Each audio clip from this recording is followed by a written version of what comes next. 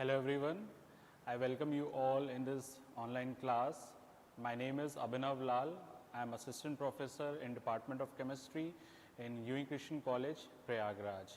And today we will study the third periodic property which is electron gain enthalpy or electron affinity. आज हम periodic properties में तीसरा periodic property पढ़ेंगे जो है इलेक्ट्रॉन गेन एंथैल्पी या इलेक्ट्रॉन एफिनिटी, जिसको हम हिंदी में इलेक्ट्रॉन बंधुता भी कहते हैं।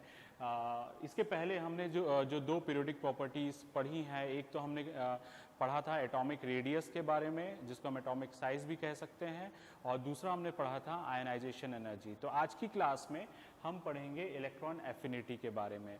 तो आइए हम इसको समझते हैं कि इलेक्ट्रॉन एफिनिटी होता क्या है और कैसे ये आयनाइजेशन एनर्जी से अलग है। क्योंकि पिछले लेक्चर में, पिछले क्लास में हम जब आयनाइजेशन एनर्जी डिस्कस कर रहे थे तो वहाँ पर हमने जब आयनाइजेशन टर्म देखा था तो वहाँ मैंने बताया था कि आयनाइजेशन जो होता है वो दो तरीके से हो सकता है, क्योंकि आयन्स दो टाइप के होते हैं। एक आयन में पॉजिटिव चार्ज होता है तो उसको हम कैटायन कहते हैं, और एक आयन में नेगेटिव चार्ज होता है उसको हम एनायन कहते हैं।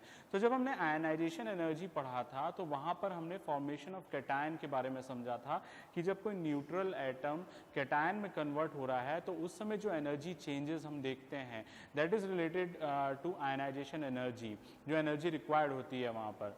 यहाँ पर जब हम इलेक्ट्रॉन गेन एंथैल्पी देख रहे हैं तो यहाँ पर एक रिवर्स प्रोसेस होगा। क्या रिवर्स प्रोसेस होगा? आयनाइजेशन एनर्जी जब हम देख रहे थे तो वहाँ पर किसी एटम से कोई इलेक्ट्रॉन बाहर निकल रहा था। यहाँ पर हम देखेंगे कि अगर कोई एक न्यूट्रल एटम है तो उसमें जब कोई एक इलेक्ट्रॉन बाहर से एटम में आता है तब क्या एनर्जी चेंजेस वहाँ पर होते हैं। तो इलेक्ट्रॉन एफिनिटी, अगर हम इसका एफिनिटी का लिटरल मीनिंग देखें, affinity something means to receive or to take something. तो कितने आसानी से इलेक्ट्रॉन एटम के अंदर आ सकता है, दैट इज इलेक्ट्रॉन एफिनिटी। और जब हम उसके एनर्जी के रेस्पेक्ट में जाते हैं तो फिर हम कहते हैं electron gain enthalpy. Like ionisation energy, जब हम आयनाइजेशन एनर्जी में हम एनर्जी से डील कर रहे थे, वहाँ पर एनर्जी की कोई वैल्यू थी, कुछ वैल्यू हमको मिलती थी। अब वहाँ पर हमने देखा था आयनाइजेशन एनर्जी में कि एनर्जी रिक्वायर्ड, वहाँ पर कुछ अमाउंट ऑफ एनर्जी रिक्वायर्ड था। यहाँ पर अगर हम देखें तो यहाँ हम आगे देखेंगे, पहले हम डेफिनेशन में जाएंगे, उसके बाद हम देखेंगे कि यहाँ पर क्या होगा, एनर्जी रिक्वायर्ड होगा या एब्जॉर्ब्ड होगा। तो लाइक आयनाइजेशन एनर्जी, यहाँ पर भी एनर्जी का कॉन्सेप्ट है कि जब वो प्रोसेस हो रहा है, इलेक्ट्रॉन एटम में एंटर करेगा तो there will be change in energy. तो वो एनर्जी कैसे चेंज हो रहा है, एडिशन हो रहा है या रिमूवल हो रहा है, एनर्जी रिलीज हो रही है या एब्जॉर्ब हो रही है, वो हम यहाँ पर देखेंगे। तो सबसे पहले हम यहाँ पर देखते हैं इसका definition. What do you mean by electron gain enthalpy? तो अगर यहाँ पे डेफिनेशन आप देख सकते हैं, what is electron gain enthalpy? It is the amount of energy released, और मैंने ब्रैकेट में लिखा है समटाइम्स एब्जॉर्ब। तो इससे आपको समझ में आ रहा है कि यहाँ पर दोनों पॉसिबिलिटी हो सकती है। तो the amount of energy released when an external or outer electron enters the valence shell of an isolated gaseous atom, it is known as electron gain enthalpy. अब जैसे हमने आयनाइजेशन एनर्जी में दो तीन चीज़ें देखी थी, जो उनके डेफिनेशन पे जिस चीज़ पे फोकस किया गया था, वैसे ही कुछ चीज़ें यहाँ पर भी हैं। अगर हम यहाँ पर देखें तो पहली चीज़ तो है the amount of energy released and sometimes absorbed.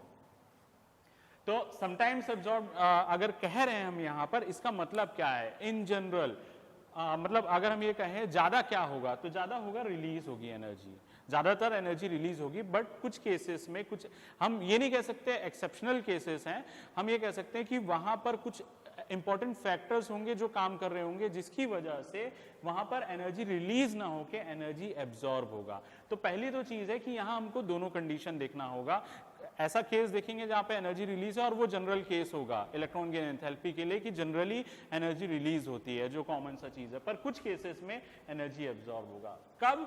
When an external outer electron enters.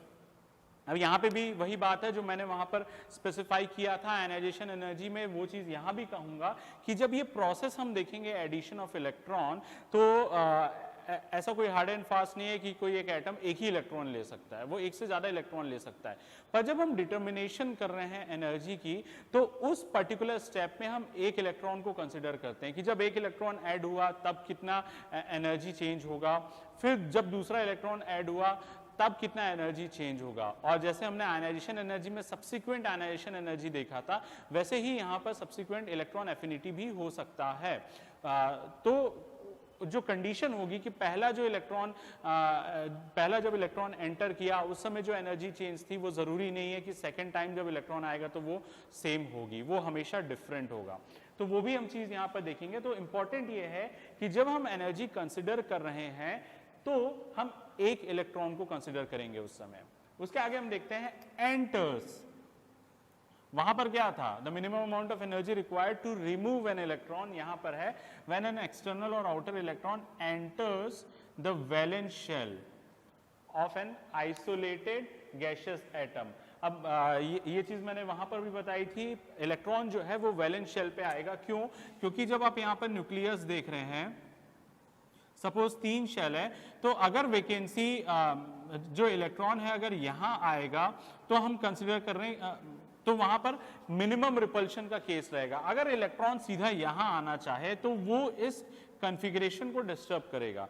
इसीलिए जो एक जनरल हम एक डेफिनेशन बनाते हैं या एक जनरल हम कंडीशन बनाते हैं, उसमें ये होता है कि इलेक्ट्रॉन जो है वैलेंस शेल पे आएगा। क्योंकि जब इलेक्ट्रॉनिक कॉन्फ़िगरेशन होते हैं तो इनर शेल जब तक फिल नहीं हो जाता तब तक आउटर शेल में इलेक्ट्रॉन नहीं जाते हैं। तो अगर वैलेंस शेल में इलेक्ट्रॉन आ रहा है, इसका मतलब क्या है, अंदर के शेल फिल होंगे, जहां उसको वैकेंसी मिलेगी, इजी वैकेंसी मिलेगी, वहीं पर वो इलेक्ट्रॉन आके पहले फिट बैठता है। तो इसीलिए यहाँ पे वैलेंस शेल का कॉन्सेप्ट है। और उसके बाद valence shell of an isolated gaseous atom, जो मैंने पिछले पीरियोडिक प्रॉपर्टी में भी बताया था। गैसियस एटम हम क्यों लेते हैं?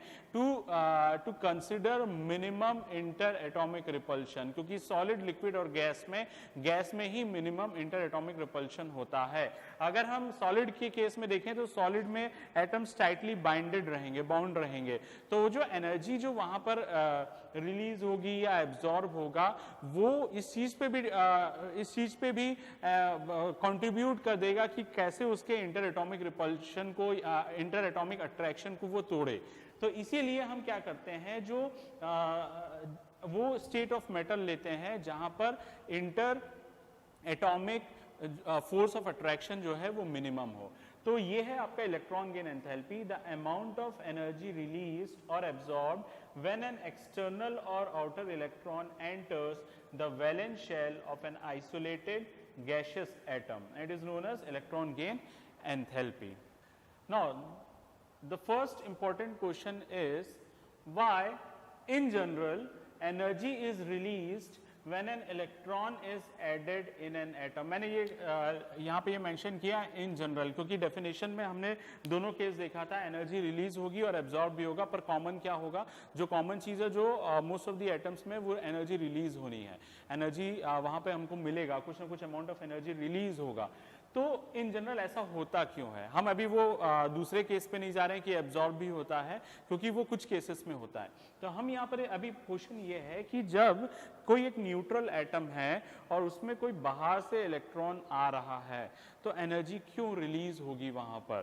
तो उसका आंसर ये है कि हमको बोर्स एटॉमिक मॉडल से ये बात हमको पता चलता है कि अगर कोई एक एटम है, उसका अपना न्यूक्लियस है और उसके डिफरेंट शेल्स हैं और उसमें जो इलेक्ट्रॉन प्रेजेंट हैं, ये जो इलेक्ट्रॉन प्रेजेंट है ये एक फिक्स्ड एनर्जी पाथ में रिवॉल्व करते हैं और उनकी अपनी एक फिक्स्ड एनर्जी होती है।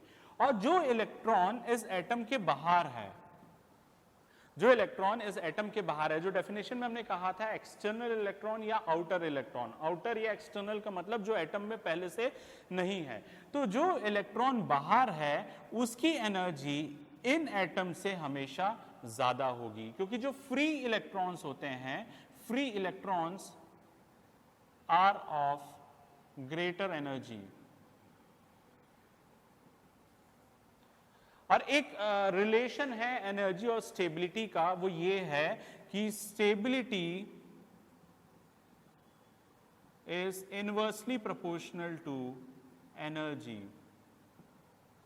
अगर किसी भी चीज की कोई भी स्पीशीज हो, अगर उसकी एनर्जी ज्यादा है तो वो कम स्टेबल होता है, और अगर उसकी एनर्जी कम है तो वो ज्यादा स्टेबल होता है। तो पहला तो हम कंपैरिजन ये कर रहे हैं कि अगर हमारे पास कोई न्यूट्रल एटम है तो उस न्यूट्रल एटम में पहले से कुछ इलेक्ट्रॉन होंगे, और एक हम फ्री इलेक्ट्रॉन कंसिडर कर रहे हैं, बाहर का इलेक्ट्रॉन, एक्सटर्नल इलेक्ट्रॉन कंसिडर कर रहे हैं। अगर हम दोनों की एनर्जी को देखें तो क्योंकि जो फ्री इलेक्ट्रॉन होता है उसके पास अपनी एक काइनेटिक एनर्जी है, पोटेंशियल एनर्जी है, तो वो जो फ्री इलेक्ट्रॉन है फ्री मूविंग होता है और उसकी एनर्जी ज्यादा होती है। इस वजह से वो क्या होता है, कम स्टेबल होता है। पर जो इलेक्ट्रॉन एक फिक्स्ड पाथ में रिवॉल्व कर रहा है और एक न्यूक्लियर फोर्स ऑफ अट्रैक्शन को एक्सपीरियंस कर रहा है, क्योंकि न्यूक्लियस में जो प्रोटॉन है वो उस इलेक्ट्रॉन को अट्रैक्ट करके रखे हुए हैं और उसको अपने एक फिक्स्ड पाथ में रखे हुए हैं, उसकी वजह से इस इलेक्ट्रॉन की जो स्टेबिलिटी होती है वो ज्यादा होती है। स्टेबिलिटी ज्यादा है मतलब इसकी एनर्जी कम होगी। अब सपोज जस्ट रैंडमली मैं एक एग्जांपल ले रहा हूं कि सपोज इस एनर्जी लेवल की का जो एनर्जी है वो है 20 किलो जूल पर मोल, और ये जो फ्री इलेक्ट्रॉन है इसका एनर्जी है 30 किलो जूल पर मोल। तो यहां जो इलेक्ट्रॉन प्रेजेंट है उसकी एनर्जी 20 किलो जूल पर मोल है, जो इस एनर्जी पाथ में वो रिवॉल्व कर रहा है, और जो फ्री इलेक्ट्रॉन है उसका 30 किलो जूल है। तो जब ये फ्री इलेक्ट्रॉन अंदर आएगा, जब ये फ्री इलेक्ट्रॉन एटम पे आएगा तो उसको according to Bohr's atomic model उसको वो एक फिक्स एनर्जी पाथ में रहना पड़ेगा। तो उसकी जो एक्स्ट्रा एनर्जी है वो क्या करेगा, उसको वो रिलीज करेगा। तो यहां पर जब ये इलेक्ट्रॉन यहां एंटर करेगा तो जो एक्स्ट्रा एनर्जी है उस एक्स्ट्रा एनर्जी को वो क्या कर देगा, रिलीज कर देगा। इसीलिए जब भी किसी एटम पे एक्सटर्नल इलेक्ट्रॉन एंटर करता है so there is always a release of energy. तो यहां से हम एक रिलेशन फिर देख सकते हैं। अब हम कंपेयर कर सकते हैं यहां पर कि अगर हम देख रहे हैं इलेक्ट्रॉन एफिनिटी और हम देख रहे हैं आयोनाइजेशन एनर्जी या इलेक्ट्रॉन गेन एंथैल्पी, हम यहां लिख सकते हैं। तो यहां पर क्या हो रहा था, एनर्जी रिलीज हो रही है और यहां पर क्या हो रहा था, एनर्जी एब्जॉर्ब हो रहा है। ठीक है, तो अब एक थर्मोडायनेमिक्स में आप लोगों ने पढ़ा होगा दो टाइप के केमिकल रिएक्शन होते हैं। एक केमिकल रिएक्शन पे किसी रिएक्शन को करवाने के लिए एनर्जी की आवश्यकता होती है, रिक्वायरमेंट होती है, और एक रिएक्शन ऐसा होता है जिसमें जब रिएक्शन हो जाता है तो एनर्जी रिलीज होता है।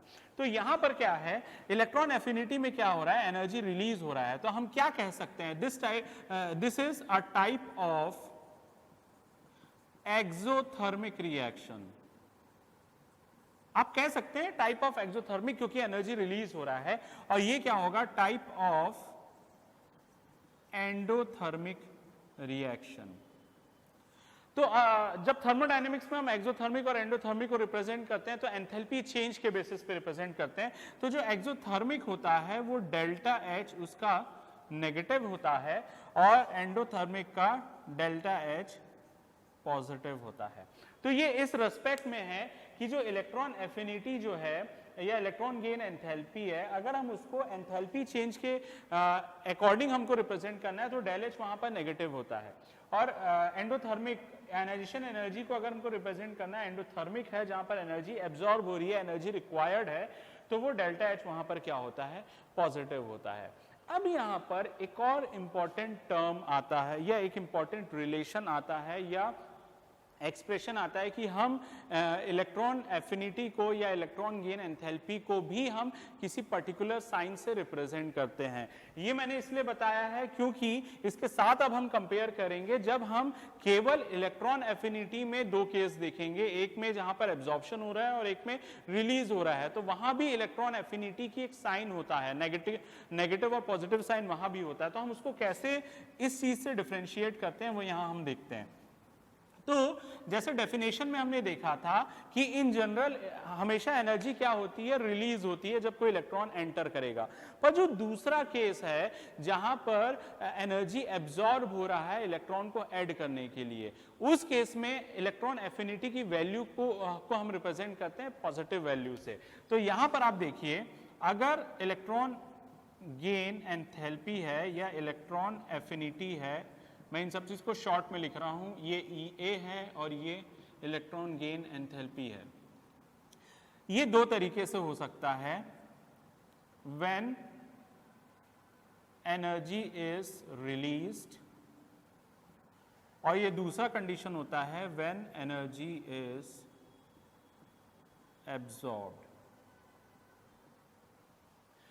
तो यहां पर जब हम देख रहे हैं इलेक्ट्रॉन गेन एंथैल्पी, जब व्हेन एनर्जी इज रिलीज्ड, जब एनर्जी रिलीज हो रहा है तो उस समय क्या हो रहा है, तब हम इसको कह सकते हैं जो इलेक्ट्रॉन एफिनिटी की वैल्यू होगी वो नेगेटिव वैल्यू होगी। क्यों? क्योंकि एनर्जी वहां पर क्या हो रहा है, रिलीज हो रहा है, जैसे आपका एक्सोथर्मिक प्रोसेस है, तो वहां पर वैल्यू नेगेटिव के हिसाब से होगी। अब जब व्हेन एनर्जी इज एब्जॉर्ब, ये कंडीशन कब हो सकता है, एनर्जी कब एब्जॉर्ब हो सकता है इलेक्ट्रॉन ऐड करने के लिए? तो एक कंडीशन तो हो सकता है when atom has stable electronic configuration. तो इसमें हाफ फिल्ड हो सकता है या फुल फिल्ड कॉन्फ़िगरेशन हो सकता है। तो जैसे एक केस हम देखेंगे इन डिटेल जब हम electronic configuration as a factor पढ़ेंगे, तो वहां नाइट्रोजन का केस देखे थे, क्योंकि आयनाइजेशन एनर्जी में भी हमने नाइट्रोजन और ऑक्सीजन के बीच में कंपेयर किया था, तो जो जनरल ट्रेंड आना चाहिए था वो ट्रेंड वहां पर नहीं आ रहा था। वही नाइट्रोजन यहाँ पे भी उस जनरल ट्रेंड को अफेक्ट करेगा, तो वो इसी कंडीशन में आएगा, एनर्जी वहां पर एब्जॉर्ब होगी। तो वो हम इन डिटेल जब हम as a factor electronic configuration का केस देखेंगे तो हम देखेंगे। अभी हम केवल साइन पे फोकस कर रहे हैं। दूसरा कंडीशन जैसे नोबल गैसेस हैं, नोबल गैसेस में क्योंकि ऑक्टेट कंप्लीट रहता है, उनमें उनके जो आउटरमोस्ट शेल हैं वो पूरे फिल रहते हैं, इसलिए वो आसानी से इलेक्ट्रॉन नहीं लेना चाहेंगे। तो अगर उसमें इलेक्ट्रॉन आपको ऐड करना ही है तो आपको बाहर से एनर्जी देनी पड़ेगी, तब वो इलेक्ट्रॉन आएगा। तो उन सारे केसेस में एनर्जी क्या होती है, एब्जॉर्ब होता है। तब वहां पर क्या होगा, इलेक्ट्रॉन एफिनिटी की वैल्यू जो आएगी वो पॉजिटिव वैल्यू रहेगी।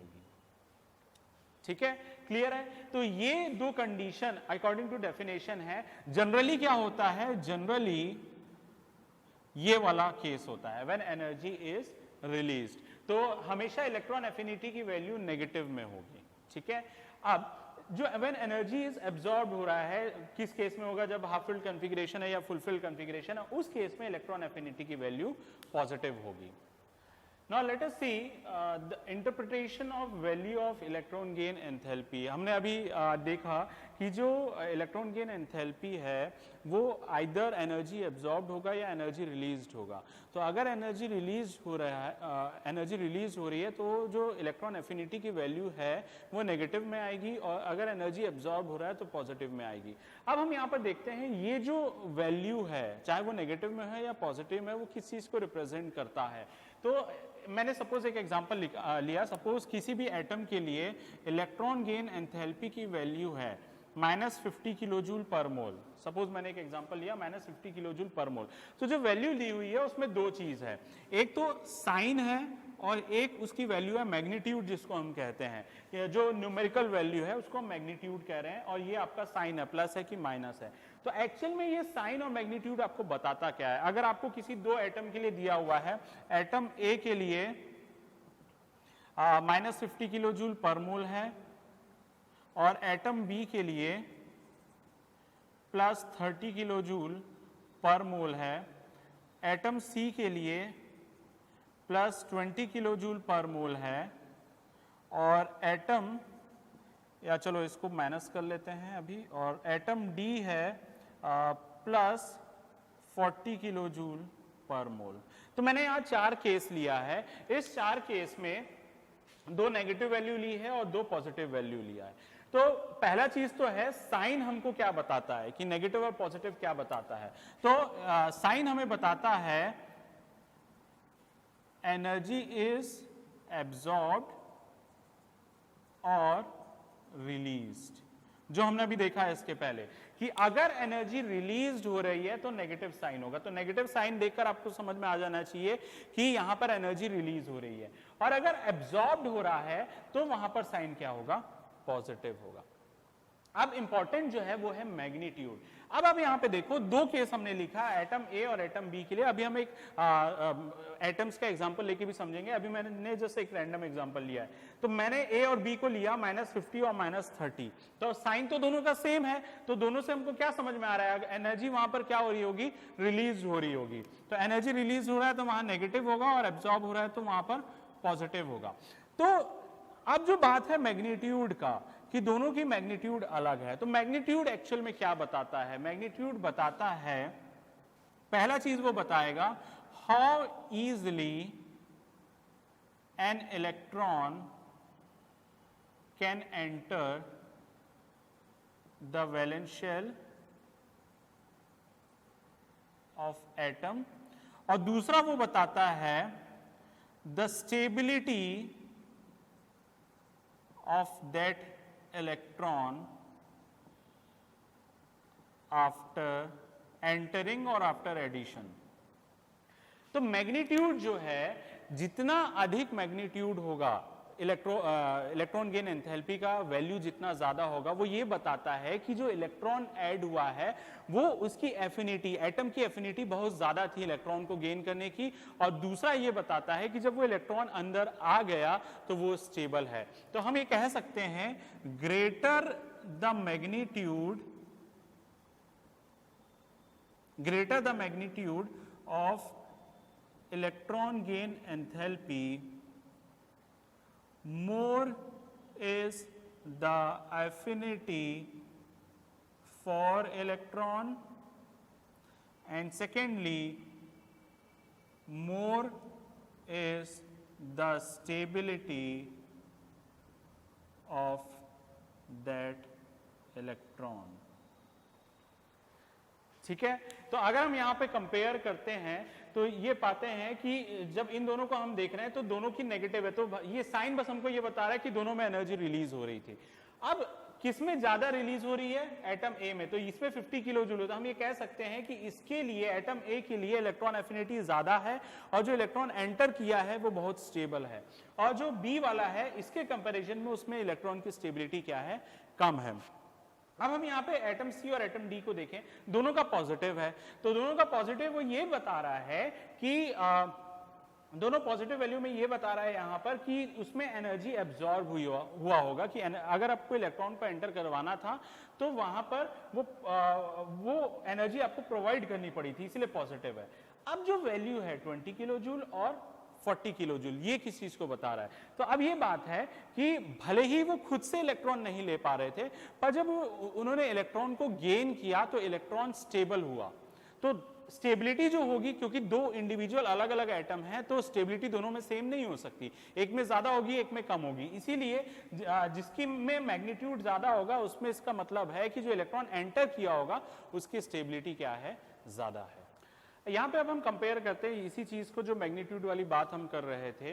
अब आप देखिए मैंने दो ग्रुप ऑफ एग्जांपल यहां पर लिया हुआ है। पहले में हम सल्फर और क्लोरीन को कंपेयर अगर करें तो सल्फर का एटॉमिक नंबर 16 है, कॉन्फ़िगरेशन 286, और क्लोरीन का 17 है, 287। जनरली क्या होता है, जो नॉन मेटल्स होते हैं उनके पास टेंडेंसी होती है इलेक्ट्रॉन को गेन करने की, और जो मेटल्स होते हैं उनकी टेंडेंसी होती है इलेक्ट्रॉन लूज करने की। तो इसीलिए मैंने जो ग्रुप ऑफ एग्जाम्पल लिया है नॉन मेटल और यहाँ पर मेटल लिया हुआ है। अब इसमें अगर हम देखें जो नॉन मेटल्स हैं सल्फर और क्लोरीन, इनको अपने ऑक्टेट कंप्लीट करने के लिए सल्फर को 2 इलेक्ट्रॉन चाहिए और इसको 1 इलेक्ट्रॉन चाहिए, तो दोनों के पास इलेक्ट्रॉन के लिए एफिनिटी ज्यादा है। तो इसमें क्या होगा, जब हम इलेक्ट्रॉन ऐड करवाएंगे तो ये भी एक्सेप्ट करेगा और ये भी एक्सेप्ट करेगा, इलेक्ट्रॉन को गेन कर लेगा, तो एफिनिटी दोनों के लिए है। तो ये तो क्लियर है कि इनके लिए नेगेटिव वैल्यू आएगी, पर किसके लिए ज्यादा आएगी, इलेक्ट्रॉन किसमें जाकर ज्यादा स्टेबल होगा। अगर हम एक सिंपल कंडीशन हम डेवलप करें या केस डेवलप करें कि हमारे पास एक ही इलेक्ट्रॉन है और वो सल्फर भी है और क्लोरीन भी है, तो किसके पास वो जाना चाहेगा? तो जिसके पास जाकर एक स्टेबिलिटी आ जाएगी एटम पे, उसके पास इलेक्ट्रॉन ज्यादा जाना चाहेगा। तो यहां पर अगर हम देखें तो क्लोरीन और सल्फर को अगर हम देखें तो क्लोरीन में आउटर मोस्ट शेल में 7 इलेक्ट्रॉन है और इसमें 6 इलेक्ट्रॉन है। अगर क्लोरीन में वो इलेक्ट्रॉन आ जाता है तो इसका ऑक्टेट कंप्लीट हो जाएगा और ये स्टेबल हो जाएगा, नोबल गैस कॉन्फ़िगरेशन को अटेन कर लेगा। पर इस वाले में अगर इलेक्ट्रॉन जाएगा तो अभी भी उसको एक इलेक्ट्रॉन की जरूरत होगी। तो इसलिए ज्यादा स्टेबिलिटी किसमें मिलेगा? क्लोरीन में मिलेगा। तो इसकी जो वैल्यू होगी वो मोर नेगेटिव वैल्यू होगी। इसका जो मैग्नीट्यूड होगा क्लोरीन का वो ज्यादा होगा। साइन दोनों का नेगेटिव है पर जो वैल्यू आएगी वो इसके लिए ज्यादा आएगी। वैसे ही केस अगर हम मेटल्स के लिए देखें, अब जो हमने जो केस देखा था कि इनके लिए metals have a tendency to lose electron, वो इलेक्ट्रॉन लूज करना चाहते हैं, पर अगर आप फोर्सफुली उनमें इलेक्ट्रॉन ऐड करना चाहें तो क्या केस होगा? तो हम यहां पर फोर्सफुली ऐड करेंगे तो ऑब्वियस सी बात है यहां पर जो इलेक्ट्रॉन गेन एंथैल्पी होगी वो पॉजिटिव वैल्यू होगी मेटल्स के केस में। अब किसमें मैग्नीट्यूड ज्यादा होगा? आप सोडियम में भी ऐड करवा रहे हैं और मैग्नीशियम में भी एक इलेक्ट्रॉन ऐड करवा रहे हैं। अब आप यहां पे देखिए, जब हम पीरियड में जाते हैं एटॉमिक साइज हमने देखा था, when you move from left to right in a period तो साइज क्या होता है? साइज छोटी होती जाती है। तो पहले ग्रुप में सोडियम है, उसके बाद मैग्नीशियम है। So when you are moving from sodium to magnesium atomic size decreases. तो जो आउटर मोस्ट शेल है वो नजदीक आएगा न्यूक्लियस के। तो अगर नजदीक आएगा तो न्यूक्लियर फोर्स ऑफ अट्रैक्शन किस में ज्यादा होगा? मैग्नीशियम में ज्यादा होगा। तो जो इलेक्ट्रॉन अंदर आएगा वो ज्यादा स्टेबल होगा। अब आप एक क्वेश्चन ये बोल सकते हैं कि यहां 1 है यहां 2 है, तो अगर ये यहां पर एक और इलेक्ट्रॉन ले आएगा तो उसके पास भी 2 हो जाएगा। पर एक्चुअल में अब ये जो शेल है ये इसमें ऑक्टेट पूरा होना है। तो चाहे अब यहाँ पे 2 रहे, 3 बन जाए, 4 बन जाए, जब तक ये 8 ना ले ले तब तक स्टेबिलिटी वो ऑक्टेट वाली नहीं आएगी। इसीलिए हम यहाँ पर साइज को कंसिडर कर रहे हैं। तो जब आप सोडियम और मैग्नीशियम को देख रहे हैं और लेफ्ट टू राइट जा रहे हैं तो साइज यहां पर डिक्रीज हो रही थी। न्यूक्लियर अट्रैक्शन जो है वो बढ़ रहा था।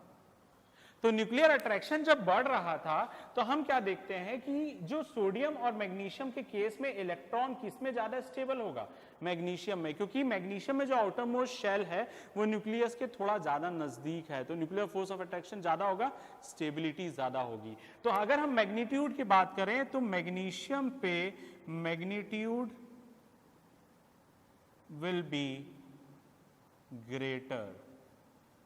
तो इस तरीके से हम इलेक्ट्रॉन गेन एंथैल्पी को समझ सकते हैं। तो दोनों केस होता है, यहाँ पर इन जनरल एनर्जी रिलीज होती है, पर ज्यादातर क्या होता है, इन जनरल जो ज्यादातर होता है एनर्जी रिलीज होती है, पर कुछ केसेस में एनर्जी को एब्जॉर्ब करना पड़ता है किसी इलेक्ट्रॉन को ऐड करवाने के लिए। और वो केसेस हमने देखा या तो हाफ फिल्ड या फुल फिल्ड कॉन्फ़िगरेशन हो, इलेक्ट्रॉनिक कॉन्फ़िगरेशन हो, या फिर वो मेटालिक नेचर का हो। मेटालिक नेचर मतलब एक इलेक्ट्रॉन या 2 इलेक्ट्रॉन लूज करने के बाद वो अपने ऑक्टेट को कंप्लीट कर लेते हैं। तो ऐसे केसेस में जो इलेक्ट्रॉन गेन एंथैल्पी की जो साइन होगा वो पॉजिटिव होगा। Now let us see what are the different factors which affect the value of electron gain enthalpy।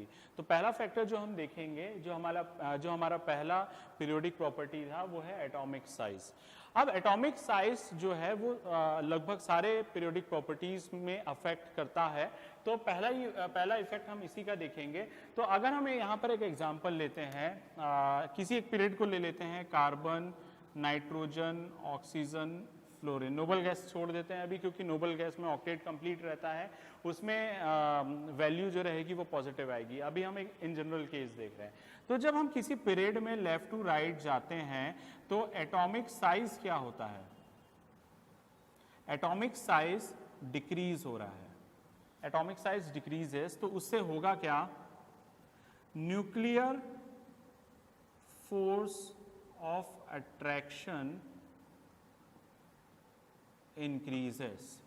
तो जब साइज छोटी होती जा रही है तो वैलेंस शेल अंदर की तरफ आता जाता है। वैलेंस शेल अंदर की तरफ आएगा तो जो न्यूक्लियर फोर्स ऑफ अट्रैक्शन है वो बढ़ेगा। तो उससे होगा क्या है, इलेक्ट्रॉन हैज ग्रेटर, या फिर हम कह सकते हैं electron will easily enter the valence shell। तो क्योंकि जब आप कार्बन से फ्लोरीन की तरफ मूव कर रहे हैं, सपोज कार्बन की साइज ये थी, वैलेंस शेल यहां पर है, वैलेंस शेल यहां पर है, तो कार्बन से जब आप नाइट्रोजन गए तो वैलेंस शेल थोड़ा यहां हुआ, फिर ऑक्सीजन के लिए थोड़ा और अंदर हुआ और फ्लोरीन के लिए और अंदर हुआ, तो जो न्यूक्लियर फोर्स ऑफ अट्रैक्शन है वो स्ट्रांग हो जा रहा है। तो जो इलेक्ट्रॉन को आना होगा वो आसानी से आएगा, ताकि जो न्यूक्लियस से उसका डिस्टेंस है वो कम है, तो न्यूक्लियर फोर्स ऑफ अट्रैक्शन क्या हो जाएगा, ज्यादा होगा, और वो इलेक्ट्रॉन जो इजिली एंटर कर रहा है वो मोर स्टेबल होगा। तो उसकी वजह से क्या होगा, अभी जस्ट हमने इंटरप्रिटेशन ऑफ वैल्यू देखा, वहां पर हमने क्या देखा, मैग्नीट्यूड क्या बताता है, स्टेबिलिटी। तो अगर स्टेबिलिटी ज्यादा होगी तो इलेक्ट्रॉन गेन एंथैल्पी की वैल्यू क्या होगी, ज्यादा होगी। तो यहां पर हम कह सकते हैं electron gain enthalpy will increase. तो एटॉमिक साइज और इसमें अगर हम रिलेशन देखें, अब आप देखो ये पूरा एक्सप्लेनेशन था, अब आप पहला और आखिरी टर्म देखो, atomic size decreases, electron gain enthalpy increases. Opposite है, तो हम कह सकते हैं कि electron gain enthalpy is inversely proportional to atomic size या एटॉमिक रेडियस। अगर एटॉमिक रेडियस ज्यादा होगा तो इलेक्ट्रॉन गेन एंथैल्पी की वैल्यू कम होगी। अभी हम मैग्नीट्यूड की बात कर रहे हैं, जब ये रिलेशन दे रहे हैं तो हम प्लस माइनस इन जनरल में नहीं बोल सकते, तो हम अभी मैग्नीट्यूड की बात कर रहे हैं कि एटॉमिक साइज अगर बड़ा होगा तो इलेक्ट्रॉन गेन एंथैल्पी कम होगी, और अगर एटॉमिक साइज कम है तो इलेक्ट्रॉन गेन एंथैल्पी ज्यादा होगा। सेकेंड फैक्टर जो है वो यहीं से रिलेशन है, तो इसी में ही हम सेकेंड फैक्टर भी डिस्कस कर लेते हैं। दूसरा फैक्टर है न्यूक्लियर अट्रैक्शन या न्यूक्लियर चार्ज, या फिर हम और ले सकते हैं effective nuclear charge. Second factor ये है इफेक्टिव न्यूक्लियर चार्ज। तो आप यहां पर देखो, ये हमने डिस्कस किया था, जब साइज चेंज होता है तो न्यूक्लियर फोर्स ऑफ अट्रैक्शन भी चेंज होता है। तो यहां पर देखिए nuclear force of attraction increases, तो उससे क्या होगा, इलेक्ट्रॉन आसानी से एंटर कर रहा था और जो इलेक्ट्रॉन आ रहा है वो स्टेबल भी था, तो उससे होगा क्या, इलेक्ट्रॉन गेन एंथैल्पी की वैल्यू क्या होगी, ज्यादा होगी। इसको हम अभी हटा देते हैं, हम केवल न्यूक्लियर अट्रैक्शन की बात करते हैं। तो न्यूक्लियर अट्रैक्शन में क्या हो रहा था, न्यूक्लियर फोर्स ऑफ अट्रैक्शन जितना ज्यादा होगा तो इलेक्ट्रॉन गेन एंथैल्पी वहां पर क्या होगी, ज्यादा होगी। तो आप क्या कह सकते हैं, यहां पे इंक्रीज हो रहा था तो ये भी क्या हो रहा है, इंक्रीज। तो एक रिलेशन और आप देख सकते हो, electron gain enthalpy is directly proportional to nuclear force of attraction. Nuclear force of attraction जितना ज्यादा होगा उतना ही ज्यादा इलेक्ट्रॉन गेन एंथैल्पी की वैल्यू होगी इन टर्म्स ऑफ मैग्नीट्यूड। अब जो तीसरा फैक्टर है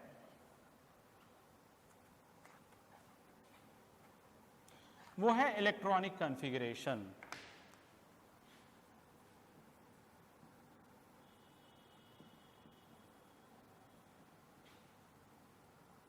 और यही फैक्टर एक्चुअल में जो वो सेकंड केस को डेवलप करता है कि एनर्जी को एब्जॉर्ब करना पड़ता है। तो यहां पर हम देखते हैं, if there is half filled और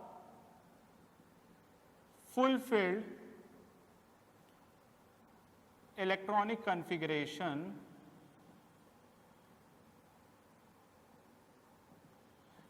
then energy is absorbed।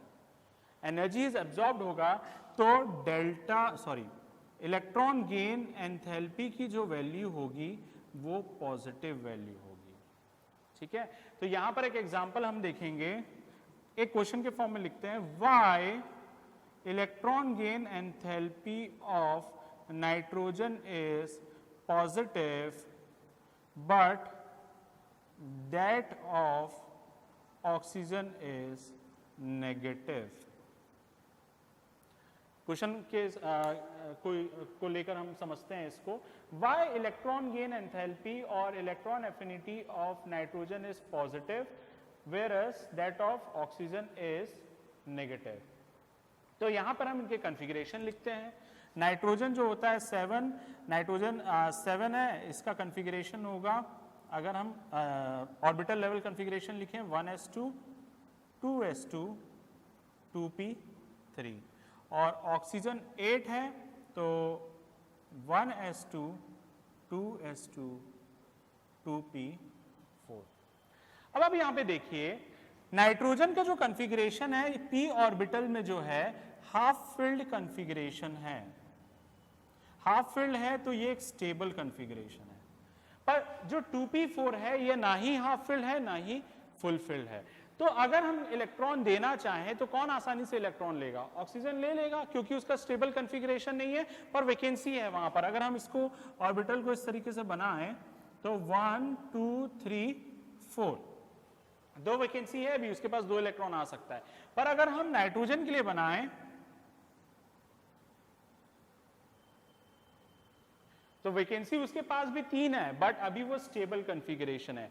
तो इस केस में क्या होगा कि जो इलेक्ट्रॉन को एंटर होना होगा वो अपने आप एंटर नहीं हो पाएगा, क्योंकि नाइट्रोजन अपने स्टेबल इलेक्ट्रॉनिक कॉन्फ़िगरेशन को डिस्टर्ब नहीं करना चाहेगा। तो उस केस में क्या होगा, अगर आपको नाइट्रोजन को n- बनाना है तो आपको क्या करना पड़ेगा? आपको ये करना पड़ेगा कि वहां पर इलेक्ट्रॉन को ऐड करना पड़ेगा। तो यहां पर इलेक्ट्रॉन अगर ऐड होता है तो आपको एनर्जी प्रोवाइड करनी पड़ेगी। तो उस केस में इलेक्ट्रॉन गेन एंथैल्पी की वैल्यू जो होगी वो पॉजिटिव होगा। तो ये इस तरीके से इलेक्ट्रॉनिक कॉन्फ़िगरेशन अफेक्ट करता है। और अगर हम बात करें नोबल गैसेस की, तो नोबल गैसेस में फुलफिल्ड कॉन्फ़िगरेशन होता है, जो ऑर्बिटल्स उनके होते हैं वो सारे के सारे फुलफिल्ड होते हैं, तो इसीलिए वो भी इलेक्ट्रॉन को एक्सेप्ट नहीं करते हैं। एक चीज हम यहां पर और देखना चाहेंगे, सब्सिक्वेंट इलेक्ट्रॉन गेन एंथैल्पी।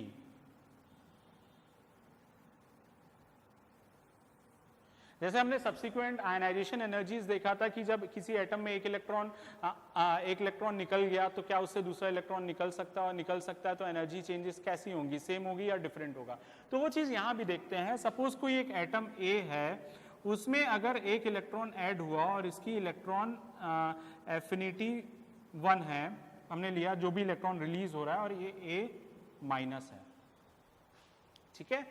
तो अब ये जो A- है, अब इसमें जो आप एक इलेक्ट्रॉन ऐड करवाएंगे तो इसमें EA2 जो है वो लगेगा एनर्जी और ये 2- हो जाएगा। अब depending upon the electronic configuration यहां पर रिलेशन अलग अलग हो सकते हैं। तो पहला रिलेशन तो ये है कि दोनों इक्वल बिल्कुल नहीं होगा, दोनों अनइक्वल होंगे। अब कब EA1 ज्यादा होगा, कब EA2 ज्यादा होगा, एक दो एग्जांपल देख लेते हैं यहां पर। जैसे क्लोरीन का केस अगर हम देखें, क्लोरीन के केस में एटॉमिक नंबर 17 था तो 287 कॉन्फ़िगरेशन है। तो क्लोरीन पे जब हमने एक इलेक्ट्रॉन ऐड करवाया और पहला इलेक्ट्रॉन एफिनिटी की वैल्यू देखी तो ये Cl- बन गया। तो अब इसका कॉन्फ़िगरेशन क्या हो गया, 288 स्टेबल कॉन्फ़िगरेशन आ गया। तो क्या ये अब इलेक्ट्रॉन लेना चाहेगा? नहीं, ये इलेक्ट्रॉन नहीं लेना चाहेगा। पर फिर भी फोर्सफुली आप एक इलेक्ट्रॉन अगर ऐड करवा के इसको Cl2- बनाते हैं तो आपको क्या करना पड़ेगा, EA2 जो है वो फिर प्रोवाइडेड एनर्जी हो जाएगी। तो इस केस में क्या होगा, क्लोरीन के केस में EA1 जो है वो नेगेटिव होगा और EA2 जो होगा वो पॉजिटिव होगा। क्यों? क्योंकि इस केस में क्लोरीन का स्टेबल कॉन्फ़िगरेशन हो चुका है, नोबल गैस कॉन्फ़िगरेशन वो अटेन कर चुका है, तो वो अब इलेक्ट्रॉन नहीं लेना चाहेगा। पर फिर भी आप फोर्सफुली चाहते हैं कि एक इलेक्ट्रॉन उसमें जाए, तो आपको क्या करना पड़ेगा, फोर्सफुली आप करवा रहे हो तो एनर्जी आप प्रोवाइड करोगे। तो जो सेकंड इलेक्ट्रॉन एफिनिटी की वैल्यू होगी वो पॉजिटिव होगी। तो ये तो केस हुआ जिसमें एक वैल्यू नेगेटिव हुई और एक वैल्यू पॉजिटिव हुई। एक केस हम देखते हैं जो हमने क्लोरीन के साथ ही देखा था, सल्फर का केस। सल्फर 16 था, सल्फर इज 286। अब अगर इसमें आप एक इलेक्ट्रॉन ऐड करवाते हैं तो ये S- बना 287, इसके लिए EA1 है, ठीक है।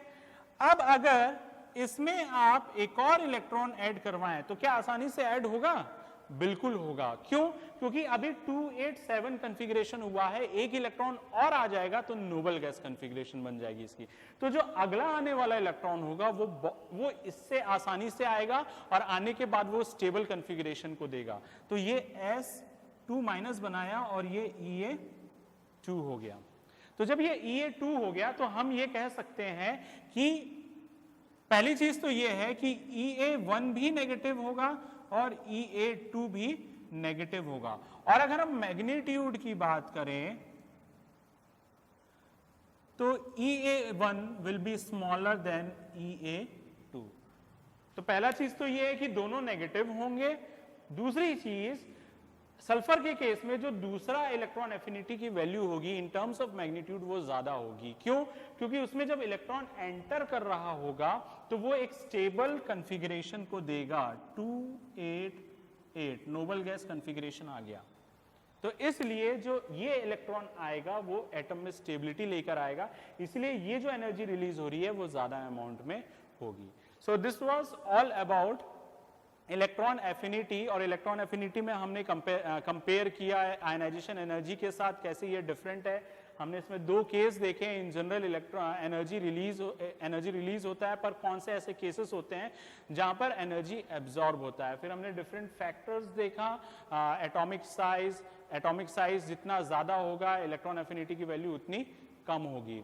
न्यूक्लियर फोर्स ऑफ अट्रैक्शन देखा, न्यूक्लियर फोर्स ऑफ अट्रैक्शन जितना ज्यादा होगा इलेक्ट्रॉन एफिनिटी की वैल्यू उतनी ही ज्यादा होगी। फिर एक तीसरा फैक्टर देखा इलेक्ट्रॉनिक कॉन्फ़िगरेशन, और हमने वहां पर देखा अगर स्टेबल इलेक्ट्रॉनिक कॉन्फ़िगरेशन है तो एटम अपने कॉन्फ़िगरेशन को डिस्टर्ब नहीं करना चाहेगा और इलेक्ट्रॉन को एक्सेप्ट नहीं करना चाहेगा। तो अगर इलेक्ट्रॉन एक्सेप्ट नहीं करेगा इसका मतलब उसमें इलेक्ट्रॉन फोर्सफुली देना पड़ेगा, तो इलेक्ट्रॉन एफिनिटी की वैल्यू क्या हो जाएगी? पॉजिटिव हो जाएगी। So this was all about electron affinity. हमारा जो लास्ट पीरियोडिक प्रॉपर्टी है इलेक्ट्रोनेगेटिविटी, वो हम अपने अगले क्लास में पढ़ेंगे। Thank you.